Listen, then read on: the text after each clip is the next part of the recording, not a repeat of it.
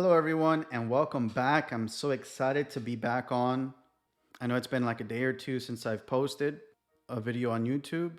I'm going to try to keep this video sweet and simple and right to the point. But before we get started, I would greatly appreciate if you guys could please take a second out of your time to like the video, comment below if you have any questions or other coins that you would like me to cover. And most importantly, if you feel like I've given you the value, I want you guys to consider subscribing as it'll help my channel grow. It would keep on motivating me to make more videos for you. So I wanted to thank you for watching ahead of time, and I hope that you stick around and watch the remaining of the video. So just like I said, I'm going to try to take this video and make it as quick as possible, giving you guys a daily update in regards to DappRadar. We are still currently trading between the 2.5 cent mark.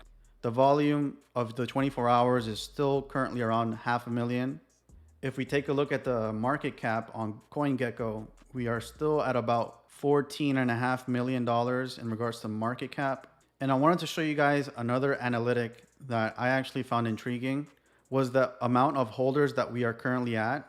Ever since 2 weeks ago, we've been at 21,644, and we are currently at 21,722 holders in a span of 2 weeks. So it's just kind of good to see how many holders are accumulating DappRadar as the adoption becomes more and more frequent. And that's what you would like to see with projects, more people getting involved, more people researching about the coin, about the token, about the project itself. So I'm really glad to see those numbers go up. Now, although that we have a lot of holders coming in right now, just to kind of get an idea of who are the top 10 or the top 1,000 holders, I wanted to talk about the first 5. And I realized that most of the percentages of the people who hold the tokens are about 40%, 25%, and 25%. So I wanted to do some research on it, and I actually went and I found the white paper and just talking about the tokenomics. And as you can see, the total supply of the DappRadar token is about 10 billion. The entire supply is minted during the token generation event and can only deflate from that by token loss or token burning, although it should be noted that no specific deflationary mechanisms are built into the system. So this is the presentation that they put. Currently what's being allocated is about a 10% of the tokens being given with initial airdrop. About 40% of the tokens are going to be for the community, 25% for the treasury, and also 25% for the shareholders and the team, which pretty much coincide with what were the numbers here. 38 is close to 40, 23 is close to 25, 23 is close to 25, and 6 is pretty much close to 10. So I would assume that the airdrops will be, I would assume as more airdrops keep on coming, then this amount of token holders should releasing more from time to time. So taking a look at their social media, they are still posting, they're engaging with the community. We've actually gained about close to 2,000 followers in the past couple of days. So as you can see, there's more adoption coming, more people becoming aware of who DappRadar is. We got the blue check mark. And again, DappRadar is set to become the world's Dapp store, home of the Radar token, and is a platform that currently tracks more than 9 different types of blockchain and protocols and more than 9,000 decentralized apps across every blockchain available. Now, when it comes to the price action, I went ahead and I added, the EMAs. I'm currently on the 4-hour. I also added the MACD indicator, which kind of gives us a better overall idea of where price is going, where price is heading. Now, if this is the first time you've seen the MACD indicator, what you see green is the trend of the volume going up, and what you see red is the amount of volume that's being sold.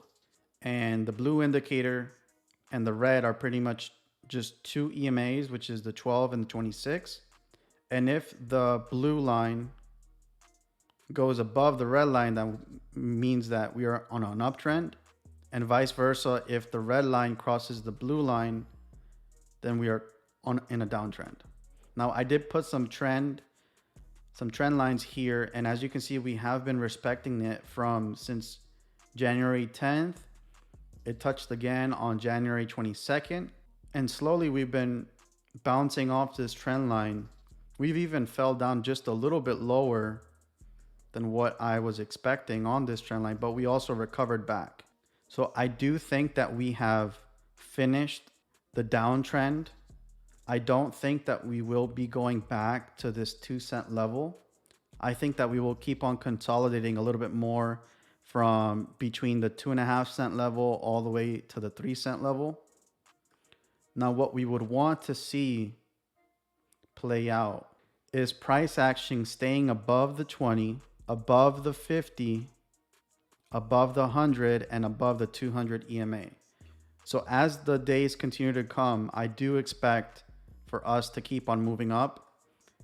If we go back to the daily, and I am also using the Heikin candles, which pretty much helps us see the trend, and measuring from the first day that price started going down all the way to the last day that price started going up was about 16 days from the first. And what we expect is about 16 days would put us at February 4th, February 5th time frame. And the good news is that we have started to see green candles on the daily. So as price keeps on respecting this trend line, I would also like to see these EMAs cross with the blue going to the upside.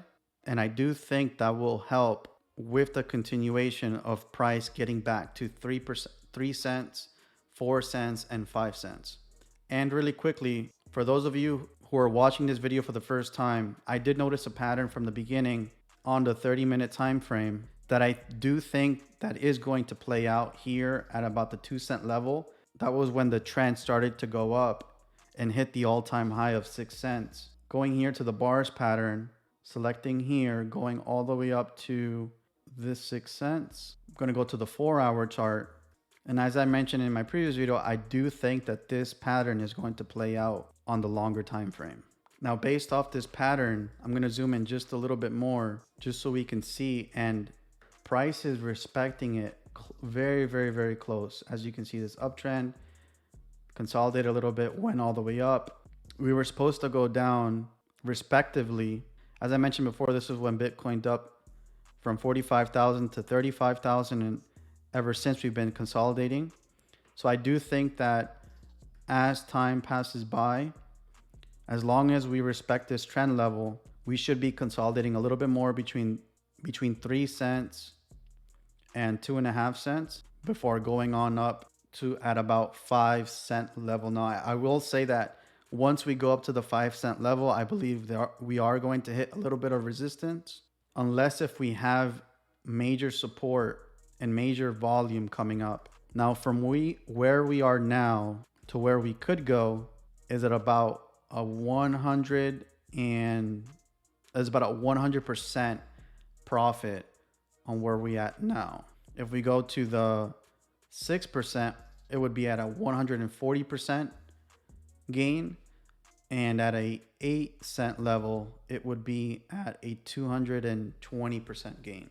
So those are just my thoughts in regards to DappRadar, the token itself. Now, I'm not a financial advisor. I'm just an average guy learning about crypto, learning about DappRadar, and trying to figure out trends. Now, what are your thoughts? Are your thoughts in line to what I'm thinking, to what the chart is saying? What are your current price predictions? I would love to know in the comments. Feel free to comment below. I always try to respond to all my comments, and I'm excited to engage in conversations with you guys. Now, that is all for today. If you'd enjoyed this video, please remember to smash the like button so it can help me grow my channel, and so that way I can keep on creating amazing content for you guys. Thank you guys so much, and peace out.